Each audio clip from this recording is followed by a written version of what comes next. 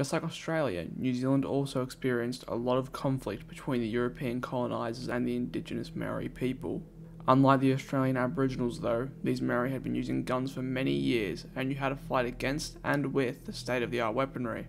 How did this pan out for the Europeans, and what exactly were these wars, and how did they start? You'll find all that out in this video on the brutal and horrific New Zealand Wars. In this video, I'll be covering the beginnings of the New Zealand Wars and the first known conflict in this monumental part of history.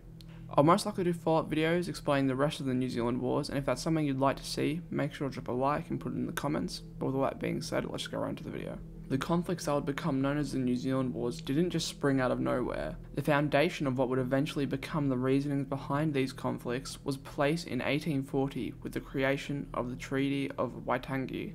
The problem with the treaty was that in the English version of the treaty, it guaranteed that the individual Maori tribes should have undisturbed possession of their lands, forests, fisheries, and other treasures in return for becoming British subjects, selling land to the government only, and surrendering sovereignty to the British Crown. But in the Maori version of the treaty, the word sovereignty was translated as kawanatanga, which was a new word meaning governance. This consequently led to considerable disagreement over the meaning of the treaty.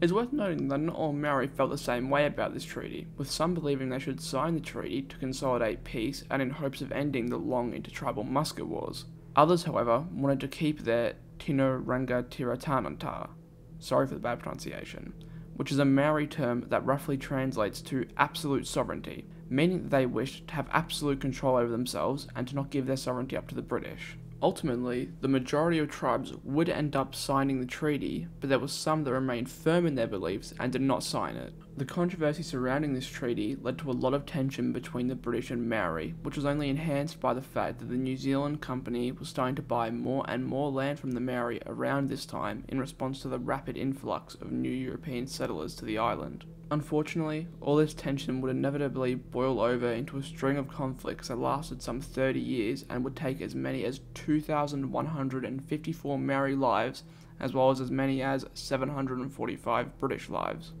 The first large-scale conflict, and the conflict that is known to be the beginning of the New Zealand Wars, occurred when a land dispute broke out between the chiefs Te Rapahara, Te Rangihaita, as well as their kinsmen, the Ngāti Toa Iwi, and members of the New Zealand Company, after the chiefs felt they had not been paid for land recently occupied by the New Zealand Company.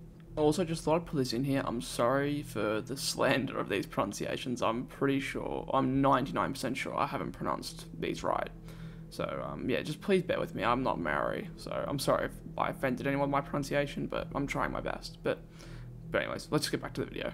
Previous disputes had been settled through negotiation, however, and Te Rapahara was willing to negotiate with the colonisers. In January 1843, Nohurua, the older brother of Te Rapahara, led a delegation of chiefs to Nelson to protest about British activity in the Warao Plains. Upon arriving in Nelson, the chiefs asked that the issue of the land ownership be left to Land Commissioner William Spain, who was based in Wellington, as he had already begun investigating all the claimed purchases of the New Zealand Company.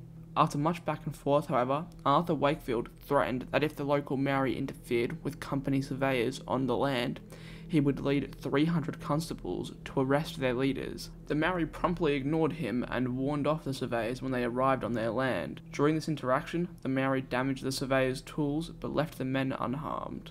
After this incident, on the 12th of May, Te Rapahara and Nohurua wrote to Spain urgently asking him to travel to the South Island to settle the company's claim to Warao.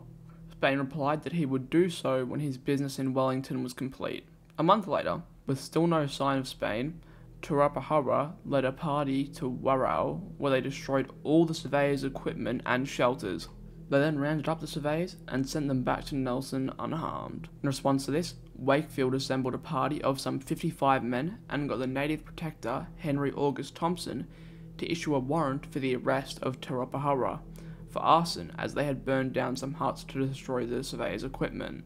On the morning of the 17th of June, the party of men armed with cutlasses, bayonets, pistols, and muskets approached the Maori camp. Te Rapahara stood surrounded by about 90 warriors as well as by women and children on the other side of a stream.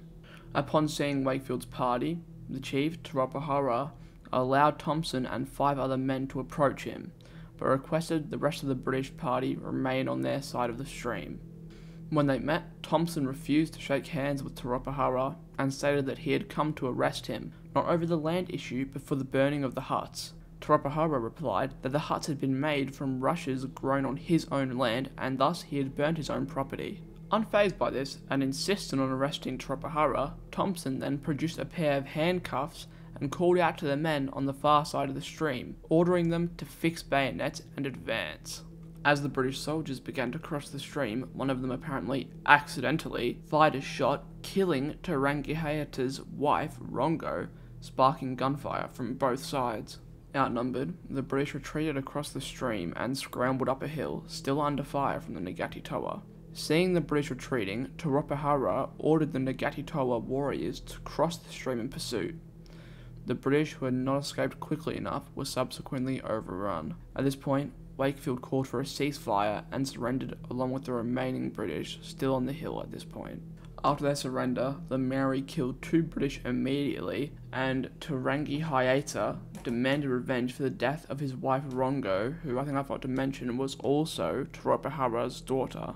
His wish was granted, and the Maori then killed all the remaining captives, including Captain Wakefield, Samuel Cottrell, interpreter John Brooks, as well as Thompson.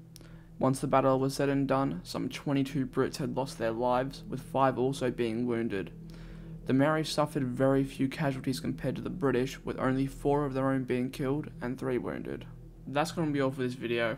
I know this was a bit of a shorter one, but there will be another longer length video coming out soon, so make sure to look out for that. I only covered a minuscule part of the New Zealand Wars in this video, so if you would be interested in me covering more on the topic, make sure to let me know in the comments, as well as any other video ideas or suggestions you had. With all that being said, Happy New Year guys, I hope you guys have a great day, night, wherever you are. Thank you for watching, and I hope to see you in the next one.